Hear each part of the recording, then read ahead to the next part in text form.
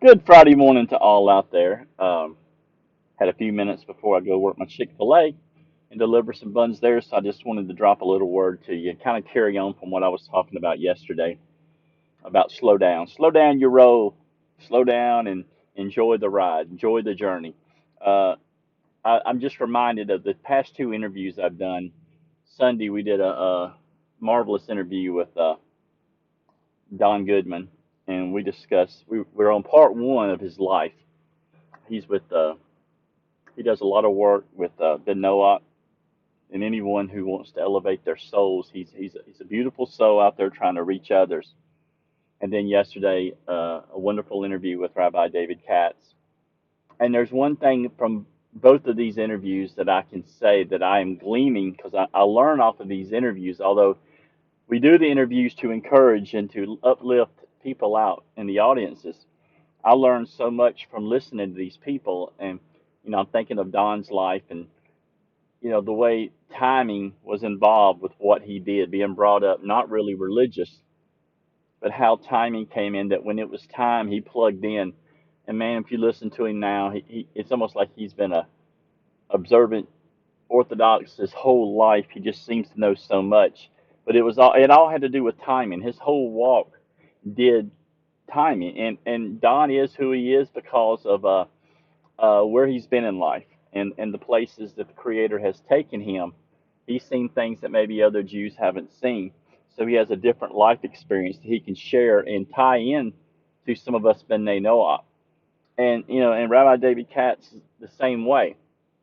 You know, and when you hear both of these stories, you're going to hear Rabbi David's remarkable story of how, he lost so much weight and really in such a short time, and he got physically fit because he started getting some health scares.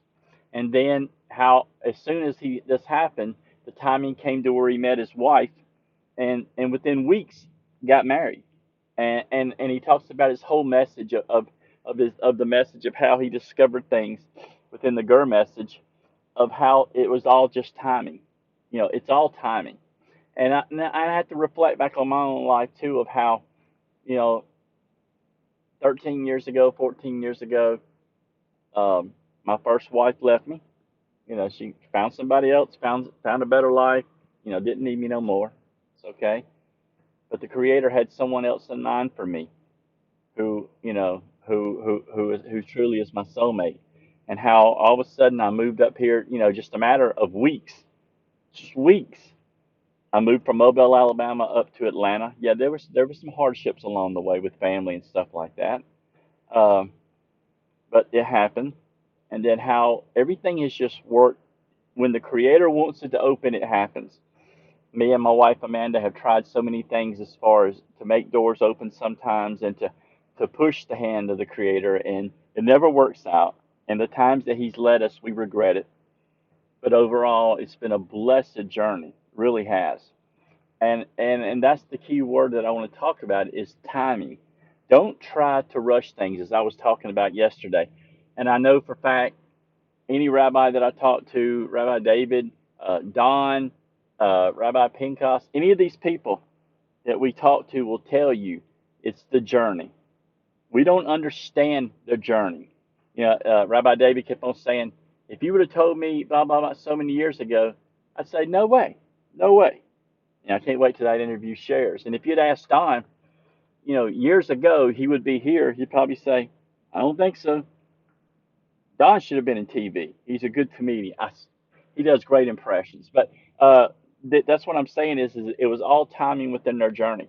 And I'm sure the same thing too with other guests that we've had. I think if you asked Russell and Mike and Terry and Dan to look back at their journey, and I think you would see the same thing. I think you would say, wow, it's all been the timing, the creator of the timing. I mean, the timing of the creator to put us in the position that we're in. I know I can speak for David Ben Shula and myself with you, Tom, going through different changes, is going through different, through a Jewish organization, then trying to do this and trying to do that. And we always knew this is where we needed to be, but the timing was never right. We always felt that we were always a little bit ahead of the curve.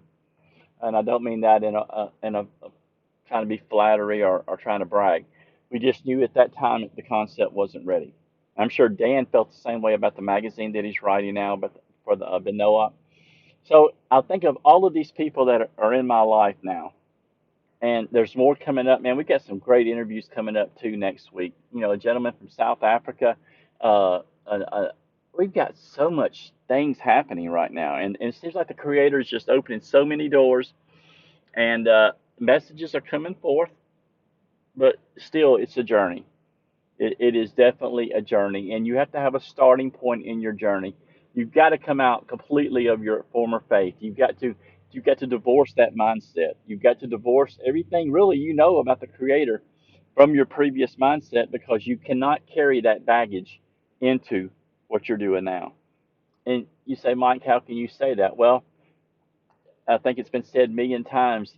It took just days for the Creator to take Israel out of Egypt, but they're still removing Egypt out of their souls even today.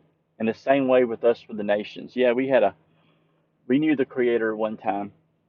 Adam, Seth, these great people had a personal, close walk with the Creator. But unfortunately, we have forgotten the way, and we have lost the path, and we need to come back. We need to repent and come back. So, timing, folks. Don't try to push the Creator. Don't try to open doors that aren't open. Just be patient, which is a virtue. It really is. Peace, love. Just enjoy where you're at, because you're at where the Creator wants you to be. That's where you're supposed to be.